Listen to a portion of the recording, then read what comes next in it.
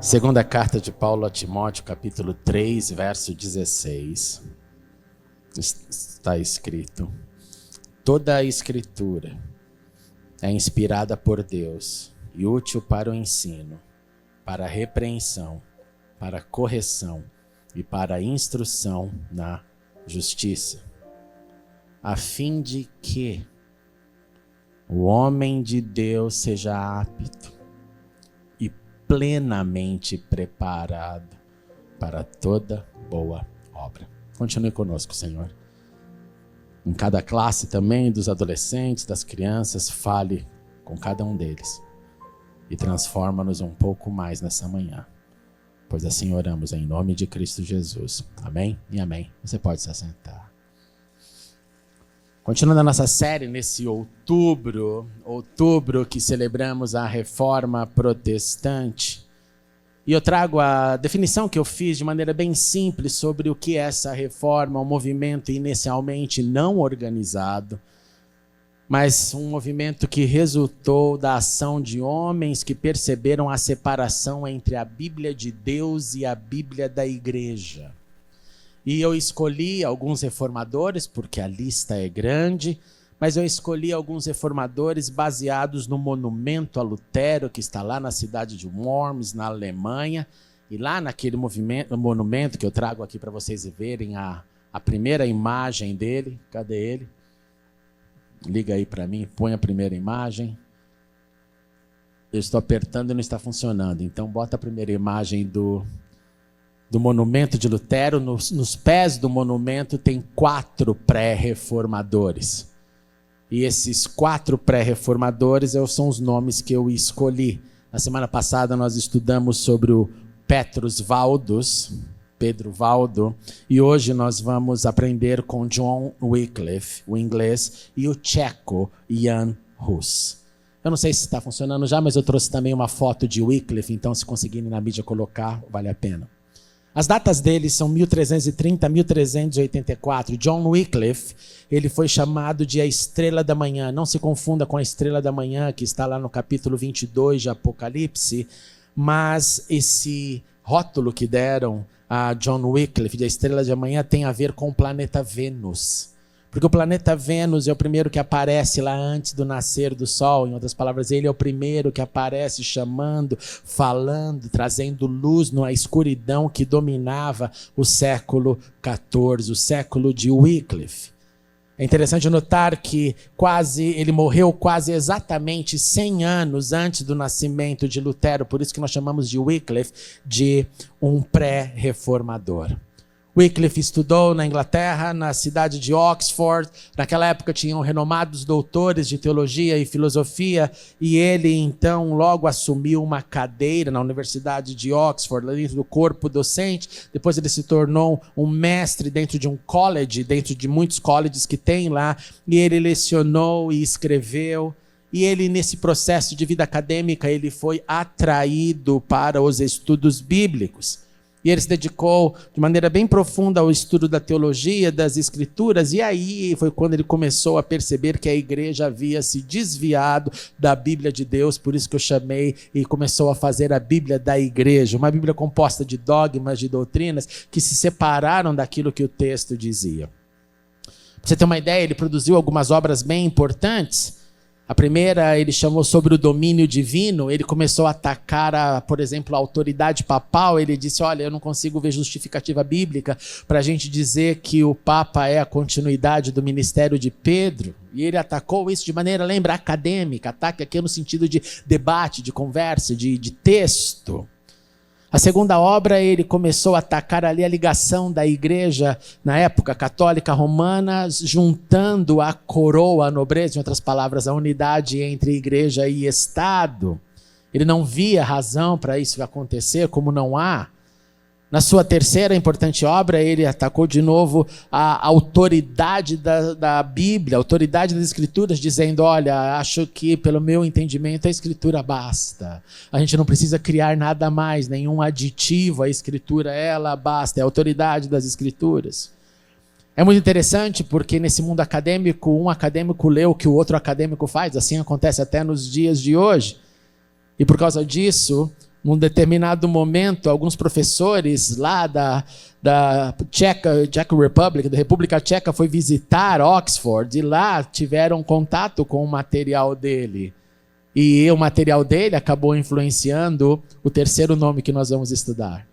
E esse Jan Hus, que eu vou falar daqui a pouco, começou a estudar e começou a ser tocado pelo material do professor de Oxford. E ambos funcionando como esses pré-reformadores. Os mesmos escritos de John Wycliffe também deram assim para Lutero aonde comer, aonde beber. Os textos dele revelam sim as impressões digitais do inglês Wycliffe. Mas o fato e produção mais importante que ele fez foi a decisão que ele teve de traduzir a Bíblia para o inglês. Então começa esse processo de tradução porque ele defendeu que, olha, é a verdade das Sagradas Escrituras. E naquela época, traduzir a Bíblia, seja do hebraico, do grego ou do latim, a chamada Vulgata Latina, era considerado uma heresia, porque era como colocar numa língua que era comum a palavra santa. Então ele ali quebrando todas as regras, ele decidiu trabalhar nessa tradução. E ele tem alguns argumentos. Ele fala, olha, é impossível imaginar por que uma igreja deseja ocultar a Bíblia. Gente, imagina isso. Eu fiz essa pergunta ontem para os jovens. Imagine se a Bíblia aqui fosse somente lida pelos líderes, pelos pastores. Nós sabemos o original, então lemos e falamos para você o que a gente quer que você escute. Imagine viver num mundo assim. E era esse o mundo lá da Idade Média. Então o Wycliffe dizia, caramba, se essa Bíblia é boa, todo mundo tem que ter acesso a essa Bíblia. Nós não temos que exercer nenhum poder sobre esse texto, todos precisam pegar e ler. Então ele estava convencido do poder da palavra. E isso começa, obviamente, a afetar toda a estrutura da igreja. Ele se juntou com alguns alunos, amigos, professores, se comprometeram a tornar a palavra disponível.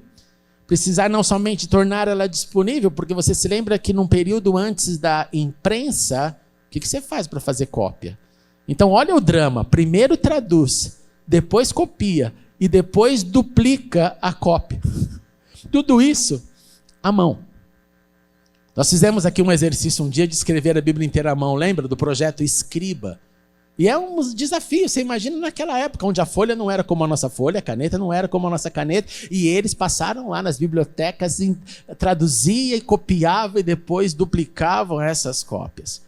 Foram distribuídas então, e aí veio esse grupo chamado Grupo de Pastores de Wycliffe, porque eles não só entregavam a cópia, como eles também explicavam a Bíblia.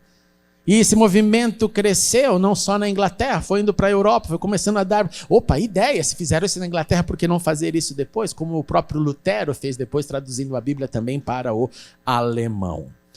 E ele tinha como alvo, eu quero ajudar aos homens, as mulheres, os seguidores de Cristo a estudarem o Evangelho na língua que melhor conhecem. E é claro que tudo isso gerou um desconforto enorme dentro da igreja, o Papa ficou louco com ele, mas ele se manteve firme, chegando a dizer, eu estou pronto para defender as minhas convicções até a morte. Nada vai tirar a minha convicção. Ele permaneceu então convencido da centralidade da palavra, e ele dedicou a sua vida inteira para isso.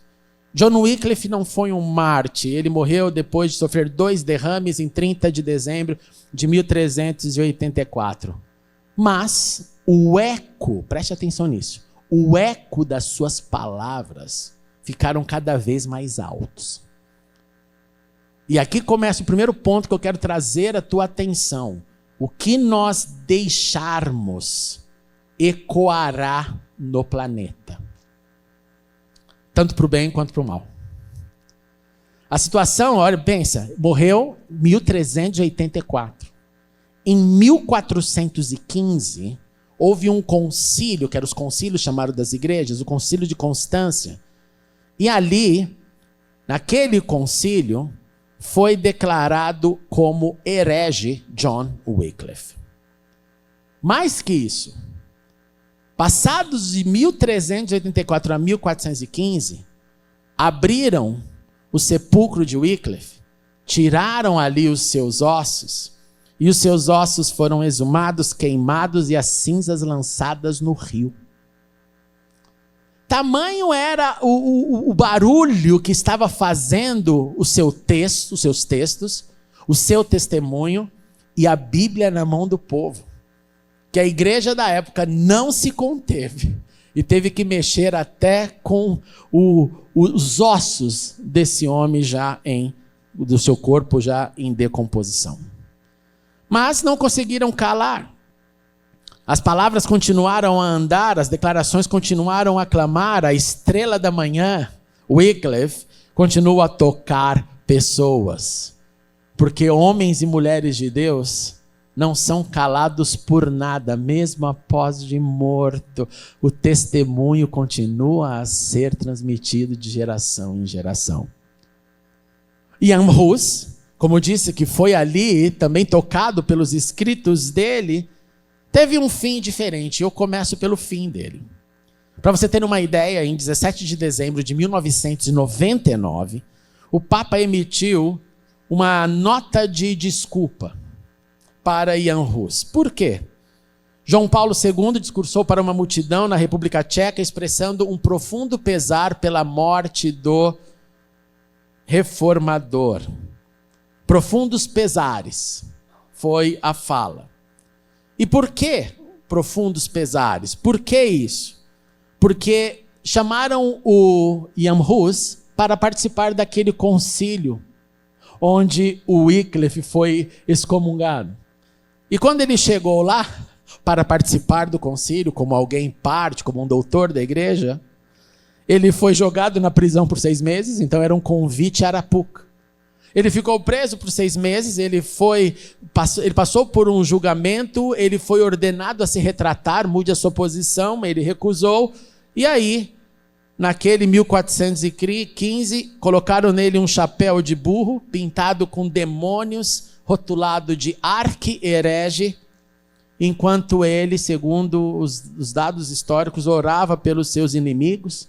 Então pegaram os seus escritos, fizeram uma pilha, botaram fogo, pegaram Ian Hus, acorrentado como um cão, e diante desse acorrentamento ele disse: olha, meu Senhor Jesus foi preso numa corrente mais forte que essa, então eu não me envergonho dessa corrente.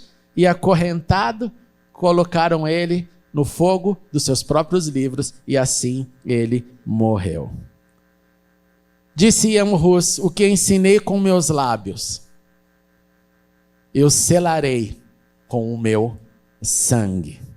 E à medida que as chamas iam queimando seu corpo, sabe o que ele fazia? Seguindo a tradição dos primeiros cristãos, ele cantava ao Senhor. Ele louvava ao Senhor. Naquele cenário, o secretário do concílio disse: maldito Judas! Por que você abandonou os caminhos da paz? Por que você se aconselhou com os judeus? Nós te tiramos o cálice da redenção. Felizmente, a igreja naquele momento não tinha, obviamente, como nunca terá, autoridade para controlar o cálice da redenção, porque o Senhor salva quem Ele quiser. O Senhor é o único mediador entre Deus e os homens. E essa indignação, obviamente, tomou conta ali daquela região. Ele foi um pregador. Por volta, para você ter um pouco mais de entendimento da história dele, por volta de 1369, voltando agora para o início, Ian Hus foi associado pelo seu nome, pela cidade onde nasceu, como um ganso. O ganso. Onde ele nasceu era chamado a cidade dos gansos. Nasceu em família pobre, deixou a aldeia dele para se tornar em padre. Se tornou um pregador, teve o seu ministério, acabou então entrando depois na vida acadêmica. Época de agitação social, viveu numa época em que a imoralidade contaminou o sacerdócio da Igreja Católica, e ele não entendia como isso poderia ser possível, e ele começa os seus sermões dizendo: esse negócio está errado, a santidade não nos permite viver assim, nessa libertinagem. E ele continuou lendo, estudando, aí ele chegou na mesma conclusão lá que o Wycliffe: olha, a autoridade papal, eu não consigo ver o porquê disso. Ele continua estudando, ele continua discernindo, ele começa então a pegar mais as obras de Wycliffe, e chamaram ele então do Bulldog de Wycliffe. aquele que defendia as ideias de Wycliffe. Ele argumentou contra as indulgências, ele falou, gente, esse negócio de tirar o meu avô que está queimando no inferno, baseado na minha moeda, no gasofilácio, também não está lá no texto, vamos parar de fazer isso. Ele tentou achar pontos de encontro, mas não achou. Não achou, e a consequência foi a morte na fogueira, como eu disse. Após o Hus, Ian Hus, ser finalmente condenado à morte, ele teve uma profecia maravilhosa. Ele disse assim, olha, vocês podem até assar o ganso, em referência a ele mesmo, mas daqui a 100 anos surgirá um cisne. E esse cisne, vocês não poderão pegar o canto dele, vocês não irão silenciar. Mais ou menos 102 anos depois, Lutero afixou as suas teses. Lutero era o cisne que entrou no lugar do ganso. E a história continuou. Entendendo isso, entendendo que, olha, não importa qual é o desafio que você tem que tomar, não importa se o título de herege, não importa. Porque Deus nos chamou para sermos vozes, e ninguém detém uma voz, porque ninguém detém a obra santa. Ninguém detém. Mesmo quando ela leva alguém à fogueira. Mesmo quando o fim é uma morte natural, como John Wycliffe, ou uma morte por condenação, como Ian Hus. O que aconteceu? Ambos, preste atenção nisso, ambos encontraram na palavra de Deus o que Paulo escreveu e que nós lemos no início. Ambos encontraram que toda a Escritura é inspirada por Deus. Quanto mais passam os anos, continuam grandes os ataques contra a Escritura. Cada vez mais você vai ver gente dizendo que o que está escrito na Escritura não é Escritura, que a Escritura não é a palavra de Deus. Olha, eu vou preferir até o fim dos meus dias a olhar para esse texto e ter ele como regra para a minha fé, de que toda a Escritura é inspirada por Deus. Foram homens, sim, que viram, que receberam, que discerniram, sim. Não foi anjo que escreveu. Foram gente. Tem em alguns momentos ângulos diferentes, como qualquer um de nós, se víssemos histórias, eu ia escrever no meu ângulo, você escreveria no seu, o outro escreveria no dele ou no dela. Por isso que acontece às vezes as leituras dos 4 evangelhos sobre o mesmo Jesus, e você vê nuances, porque cada um tem um olhar, mas a história é a mesma. Ele nasceu, ele viveu entre nós, ele morreu, ele ressuscitou e ele voltará. Então nós cremos nessa inspiração, por isso que a gente diz que ela é lâmpada para os nossos pés, ela é luz para os nossos caminhos. Então ela é útil para o ensino, para a repreensão, para a correção, para a instrução na justiça, e a finalidade, então, que entendeu John Wycliffe, que entendeu Ian Hus, é para que nós estejamos e sejamos aptos e plenamente preparado, preste atenção, para toda boa obra. Não é só para servir em determinado lugar. Ela é plena para vivermos, ela é plena para existirmos. Então, se a Bíblia da igreja for a expansão de dogmas e doutrinas que contraria a Bíblia de Deus, não aceite, não receba. Seja qualquer um, Paulo chega a dizer assim, olha, se aparecer um anjo e falar algo contrário, não aceite. Ele não falou demônio, hein? Se aparecer o que for, fale, olha, não preciso brigar, mas essa é a minha convicção, esse é meu entendimento, essa é a minha crença. Por isso que a Bíblia, a Escritura inspirada, assim como foi para esses 2 pré-reformadores, é a nossa cartilha, é o nosso manual do fabricante. E quando a gente distancia do manual, sabe o que acontece? A gente começa a dar defeitos. E a vida começa a provar os defeitos. A vida começa a mostrar esse mecanismo que não está em dia. A gente começa a reverberar os defeitos. Ela nos direciona a viver, e em Jesus Nós recebemos também, ainda mais, através da própria palavra, dos evangelhos, o exemplo do Filho de Deus. O exemplo da palavra que foi encarnada, do Logos que se fez carne, do Deus encarnado, do Filho de Deus entre nós. E ele nos deixou de maneira bem clara, olha, então vocês peguem nesse exemplo de Cristo e vocês continuem indo ao mundo, como Wycliffe Hus. Continuem indo ao mundo fazendo novos discípulos. Por isso que não deu para me conter vendo essas criancinhas aqui falando, Senhor, como a Marília disse, a geração de base está aí, Marília. Continuemos a fazer discípulos, se preocupe com isso. Tenha a alegria de fazer um discípulo. Gente, não tem alegria mais linda na vida de que você poder pegar alguém pelas mãos e levar, encaminhar até Cristo. Faça discípulos. Isso não é a minha missão somente porque eu sou pastor, é a nossa missão. Então, se você está olhando assim para trás e não tem ninguém te seguindo, talvez um wake-up call. É talvez um alerta dizendo, olha, faça discípulos. Tenha essa santa alegria. Segundo, aos seus discípulos, anuncie como foi desde o início da história, quando João Batista veio e falou, olha, eu sou a voz, eu estou aqui para preparar o caminho, então venha aqui para as águas. Vem aqui, confesse publicamente, vem aqui, entenda esse morte, ressurreição, corpo que fica, corpo que sobe. É o Senhor Jesus que nos convida, não é invenção da Igreja Batista. Terceiro, ensine, transmita o que nós temos, o que você tem aprendido. Cada um de nós está numa fase da vida, cada um está enfrentando uma fase hoje, cada um está aprendendo algo, cada um está vivendo o que é diferente um do outro. Mas aquilo que é a minha vida, que é parte da minha experiência, é muito mais forte do que aquilo que eu não vivo. Na verdade, compartilhar o que eu não vivo é uma hipocrisia. A não ser que eu esteja no processo de querer viver e fale, vamos junto porque eu não cheguei lá ainda, está difícil essa cláusula.